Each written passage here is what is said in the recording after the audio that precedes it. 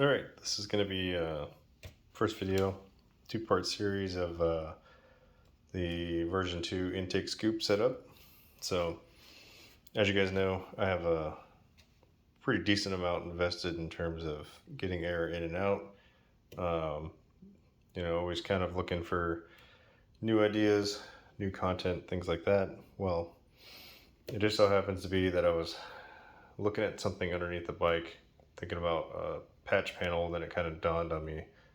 I said, well, there's OEM mounting there. What if I were just to redesign the air scoop, kind of makes it a little more efficient, right? So this is a filter, as you guys already know, and underneath it, I put a bunch of spaghetti. And then let me go ahead and show you. That's just yarn, by the way. I only did it just to show you some airflow. So I'm going to use my workshop blower, just kind of stand further back and shoot some air in there.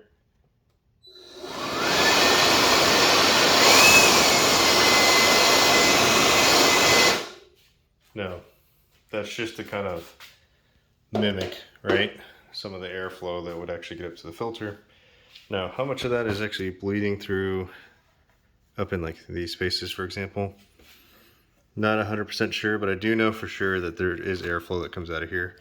You can stick your hand in there and feel it, for example.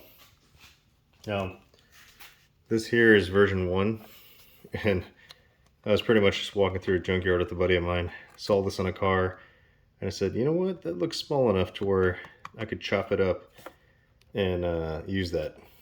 It's being held, there's a couple of zip ties there, but I mean, this thing is sturdy. It's not going to go anywhere. So, here's how everything got started in the first place. So, down below, when I was looking, there's a spot down here, and I was thinking to myself, I was like, I wonder if they can make like a patch panel here to cover this up, right? This, if you don't know, this is the OEM mounting for the rear pegs. And so I was thinking about making something specifically for here. And then while I was looking at it, it kind of dawned on me that, so this piece here, that's the underside of that air scoop, right? So it dawned on me that I could turn this entire section into an air scoop if I put this on here and angle it appropriately, right? So what I have is some ABS plastic. Now this stuff is pretty thick, so I'm gonna have to definitely apply some heat to this. It's a lot of, to be honest, it's a little thicker than I thought it would be, which is okay. It means it's gonna be strong. Thankfully, I don't need much of an angle, if any at all. I might be able to get away with not doing an angle anyways. But that's the material I'm going to use, and there's already mounting spots. These are going to be super sturdy because obviously they're meant to hold people. So these will be perfectly fine. And then what I'm going to do is I'll have it come down, extend downward. I'll do a cutout for the shock, and then I'll have it protrude down like this on both sides. And then that'll create this whole surface area to help push air upward. And then the gaps in the side will help push air upward as well. And that'll help direct air straight up into the filter. So I'll use the same yarn methodology to look at the flow. Now, I don't know if that's going to do anything in terms of like, because the diameter that it exits out of here is much smaller, that has an effect on velocity in terms of air velocity going up into the filter. Whereas with the much larger plane that I'm looking to install, that's actually going to create more volume because it's going to help scoop air up into it. So there's a volume versus velocity thing, a factor that has to take place. So we'll just have to see. We'll see both methods. you know, it'll be completely reversible. I can easily switch this out should I not like it. Then I can even go to my normal plan and then, you know, whatever piece I craft out of this, just chop it here to block this part off.